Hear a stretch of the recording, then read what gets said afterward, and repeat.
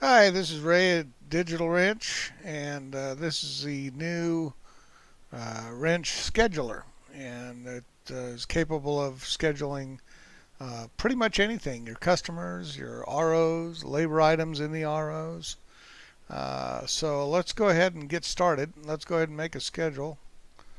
So what I'll do is pick a time. I'm going to say 3 o'clock in the afternoon. So just click in there, double click. Okay, put the time in automatically, and the end time goes by the time scale, so it's 30 minutes. We can expand that later, don't worry about it now. And in the subject is what I'm basically going to schedule. Let's just say meeting. Okay, and click OK, and you're done. That's it. So we scheduled a meeting. Okay, and we can grab that meeting and we can move it to 3:30. Okay, we can expand it to make it an hour meeting.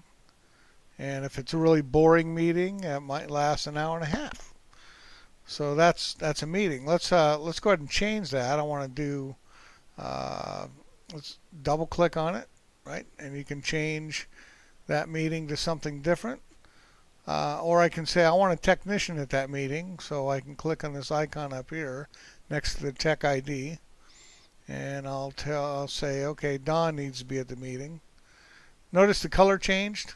Okay, the appointment type is now technician because it involves a technician. Okay, this will get overwritten later.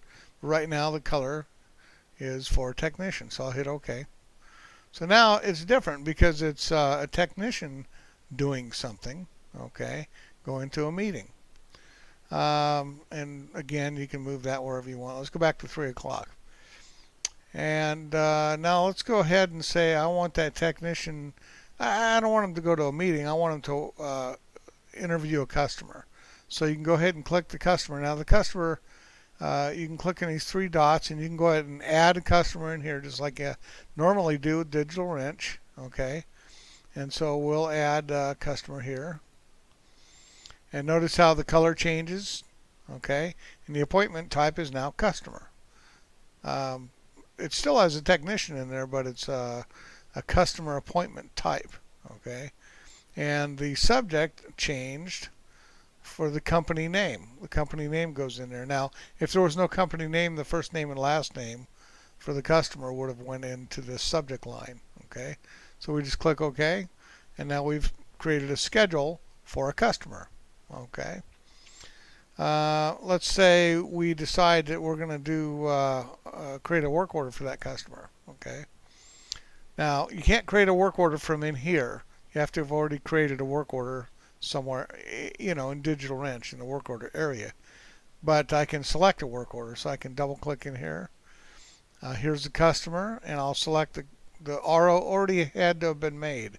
So I'm going to click on the three dots here, and I'm going to select number 114. This is the work in progress. Okay, for this Nissan right here. So I'll double click on it. Now what it did is it brought in the year, make, and model of the vehicle. Okay, so it can display it in a scheduler. It also put the RO number down here in the notes and the year, make, and model, so it also is going to be displayed.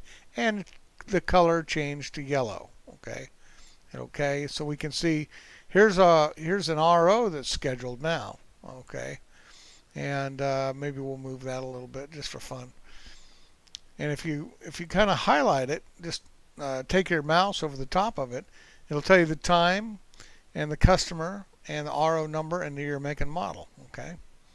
So let's say I've got some work scheduled, so I'm going to go ahead and schedule that work. So I'm going to pick the labor sys ID is basically an ID number for the labor that's in a work order. Now when I click on the three dots here, it's only going to show the labor items that are in that work order. So you're not going to get a whole bunch of labor items. So I can pick added a new radio. Okay. It'll put that into the notes down here so it can be displayed. And it will also change the color. And the appointment type is now labor. Okay. And that's all there is to it. So I can, I can't do that today. I'm going to have to do it tomorrow. So I can grab that and move it over tomorrow, say at 1 o'clock. Okay. That's all there is to scheduling. Okay. So I've made a little mistake here. I was scheduling everything for this is midnight. This is 1 in the morning and 4 in the morning. Well, most shops aren't open 24/7. I guess some are. But I really made a mistake in scheduling those, and I should be scheduling down here in the white area. Okay, so you can turn this off in the setup so you don't see all the hours that you do not work, or you can leave it on, and then when you come into the screen, if you want to, you can click on this button down here, and that'll just show you the day limits. Okay, so I only work from 8 to 6 at night, so that's all the schedules for that time of day. Okay.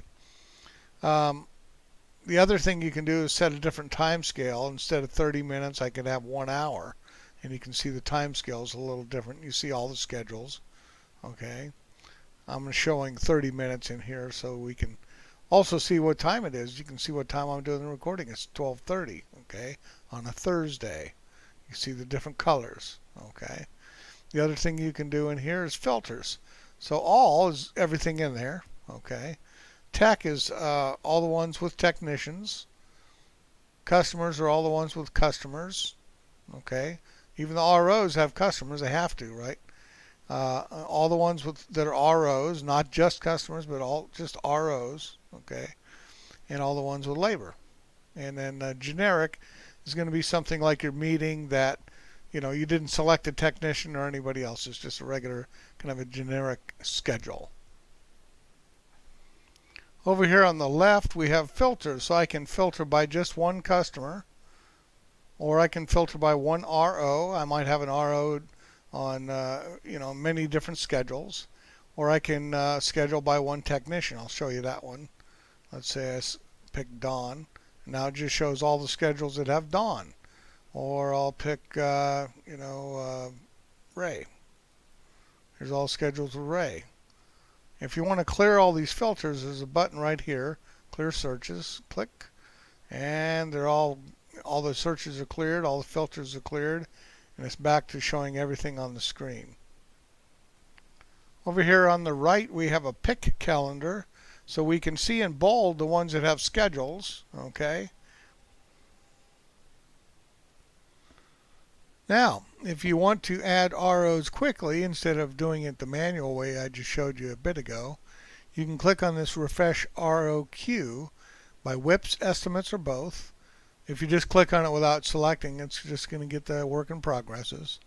And I can grab one with my mouse, hold down, and I can grab it and I can drop it wherever I want it to be.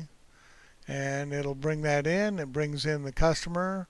It brings in the RO. It doesn't bring in the labor. We don't know what labor we want yet. And then you click OK, and there it is. I'll say it's going to take me a couple hours. And then again, you can go back in there and you could pick a particular labor item, and it would put that labor item in there. And there it is. And that's all there is to it. The other way you can do it is from the work order screen. Inside the work order, there's a little scheduler button. You can click on that and it will copy the work order number, the RO number, into the paste buffer. And then you can click on this and it'll paste it in here. That way, if you have only one screen, it's a lot easier to do it that way. Now, some of the other things you can do in here is you can pick a particular day with the date picker on the right over here. So I can pick July 1st, or I can pick August 5th. Okay, and I can add schedules to that, grab work orders and schedule them if I want. Click on today, it'll go back to today's date. I can click on month, see everything for the month. I can move something from one day to another without losing the time. Okay, so if I want to move this particular item, I can move it over to here. And when I go into that day, here, by the way, over on the left you can go to the week and see that week. And then if I click on some particular day, any particular day, I can see that day by just clicking on day. Okay. Then you can also see the full week. If you do work on Saturdays and Sundays, you can see the full week, and you can see Multi-column mode shows you the whole week on one screen, or the month, or the day. And you have a timeline mode, which is interesting. We'll go back to work week and today.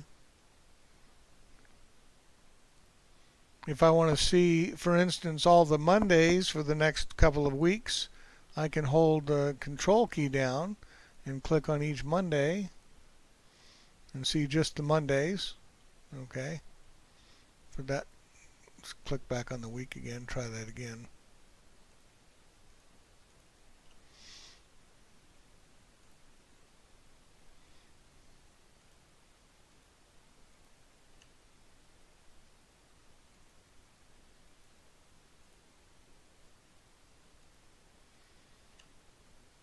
So you can see what you can do. There's a lot of different things, different ways you can do things. Okay, so there's all the Mondays for 1 week, or 1 month, I should say. Okay, you can also see over here that bold printed days have schedules in them.